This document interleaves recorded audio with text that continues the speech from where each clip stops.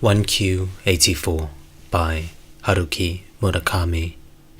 Book 3, Chapter 23. Aomame, the light, was definitely there. It was past midnight. The day had shifted from Sunday to Monday, but still sleep wouldn't come. Aomame finished her bath, put on pajamas, slipped into bed and turned out the light. Staying up late wouldn't accomplish anything. For the time being, she had left it all up to Tamaru. Much better to get some sleep and think again in the morning when her mind was fresh. But she was wide awake, and her body wanted to be up and moving. It didn't look like she would be getting to sleep anytime soon. She gave up, got out of bed and threw a robe over her pajamas. She boiled water, made herbal tea, and sat at the dining table, slowly sipping it. A thought came to her, but what it was exactly she couldn't say. It had a thick, furtive form, like far-off rain clouds. She could make out its shape, but not its outline. There was a disconnect of some kind between shape and outline. Mug in hand, she went over to the window, looked out at the playground through a gap in the curtains. There was no one there, of course. Past 1 a.m. now, the sandbox, swings and slide were deserted. It was a particularly silent night. The wind had died down, and there wasn't a single cloud in the sky. Just the two moons floating above the frozen branches of the trees. The position of the moons had shifted with the Earth's rotation, but they were still visible. Aomame stood there thinking about Bobblehead's run-down apartment building and the name card in the slot on the door of apartment 303. A white card with the typed name Kawana. The card wasn't new by any means. The edges were curled up and there were faint moisture stains on it. The card had been in the slot for some time. Tamaru would find out for her if it was really Tengo Kawana who lived there, or someone else with the same last name. At the latest, he would probably report back by tomorrow. He wasn't the kind of person who wasted time. Then she would know for sure. Depending on the outcome, she thought, I might actually see Tengo before much longer. The possibility made it hard to breathe, like the air around her had suddenly gotten thin. But things might not work out that easily. Even if the person living in 303 was Tengo Kawana, Bobblehead was hidden away somewhere in the same building, and he was planning something. What, she didn't know, but it couldn't be good. He was undoubtedly hatching a clever plan, breathing down their necks, doing what he could to prevent them from seeing each other. No, there's nothing to worry about, Aomame told herself. Tamaru can be trusted. He's more meticulous, capable, and experienced than anyone I know. If I leave it up to him, he will fend off Bobblehead for me. Bobblehead is a danger not just to me, but to Tamaru as well, a risk factor that has to be eliminated. But what if Tamaru decides that it isn't advisable for Tengo and me to meet? Then what will I do? If that happens, then Tamaru will surely cut off any possibility of Tengo and me ever seeing each other. Tamaru and I are pretty friendly, but his top priority is what will benefit the Dowager and keep her out of harm's way.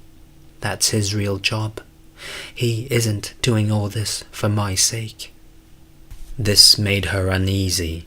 Getting Tengo and her together, letting them see each other again, where did this fall on Tamaru's list of priorities?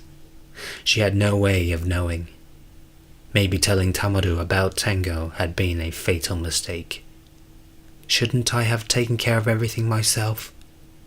But what's done is done. I've told Tamaru everything. I had no choice. Bobblehead must be lying in wait for me, and it would be suicide to waltz right in all alone. Time is ticking away, and I don't have the leisure to put things on hold and see how they might develop. Opening up to Tamadu about everything and putting it all in his hands was the best choice at the time. Aomame decided to stop thinking about Tengo and stop looking at the moons. The moonlight wreaked havoc on her mind. It changed the tides in inlets, stirred up life in the woods. She drank the last of her herbal tea, left the window, went to the kitchen and rinsed out the mug.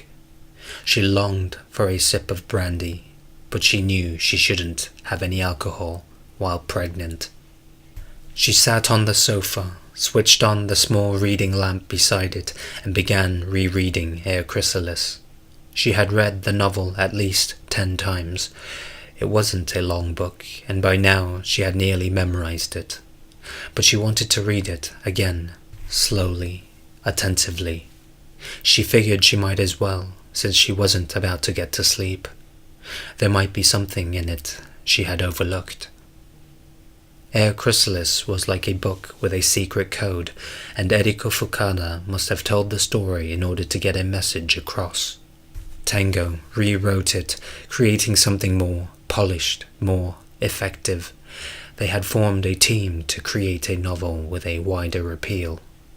As Lida had said, it was a collaborative effort. If Lida was to be believed, when Air Chrysalis became a bestseller and certain secrets were revealed within, the little people lost their power, and the voice no longer spoke. Because of this, the well dried up, the flow was cut off. This is how much influence the novel had exerted. She focused on each line as she read. By the time the clock showed 2:30, she was already 2/3 of the way through the novel. She closed the book and tried to put into words the strong emotions she was feeling. Though she wouldn't go so far as to call it a revelation, she had a strong, specific image in her mind. I wasn't brought here by chance. This is what the image told her. I'm here because I'm supposed to be. Up until now, she thought, I believed I was dragged into this 1Q84 world, not by my own will.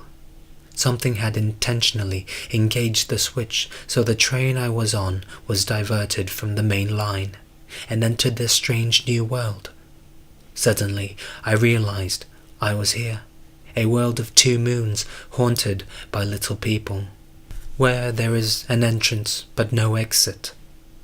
Lida had explained it this way just before he died. The train is the story that Tengo wrote, and I was trapped inside that tale, which explains exactly why I am here now, entirely passive, a confused, clueless bit player, wandering in a thick fog.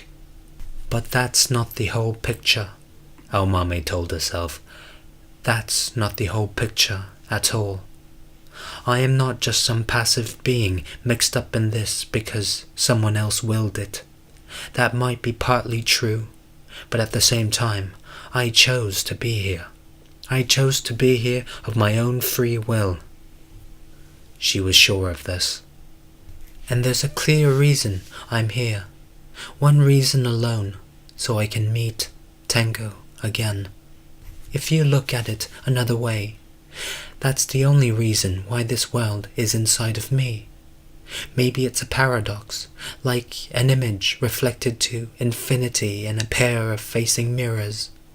I am a part of this world, and this world is a part of me.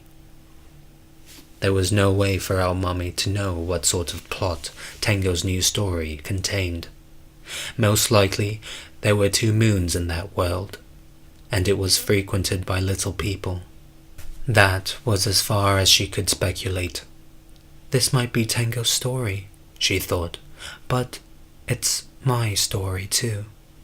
This much she understood. She realized this when she got to the scene where the young girl, the protagonist, was working to create an air chrysalis every night in the shed with the little people.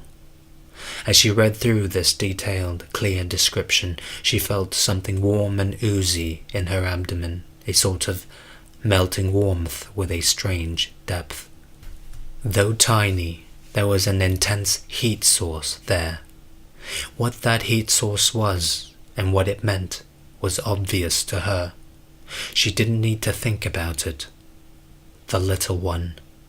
It was emanating heat in response to the scene in which the protagonist and the little people together weaved the air chrysalis. Our mommy put the book on the table next to her, unbuttoned her pajama top, and rested a hand on her belly. She could feel the heat being given off, almost like a dim orange light was there inside her. She switched off the reading lamp and in the darkened bedroom stared hard at the spot, a luminescence almost too faint to see, but the light was definitely there. No mistake about it. I am not alone. We are connected through this, by experiencing the same story simultaneously. And if that story is mine as well as Tengo's, then I should be able to write the storyline too. I should be able to comment on what's there, maybe even rewrite part of it. I have to be able to. Most of all, I should be able to decide how it's going to turn out, right? She considered the possibility. Okay, but how do I do it? Our mommy didn't know, though she knew it had to be possible. At this point, it was a mere theory. In the silent darkness, she pursed her lips and contemplated. This was critical, and she had to put her mind to it. The two of us are a team. Like Tengo and Eriko Fukada made up a brilliant team when they created Air Chrysalis.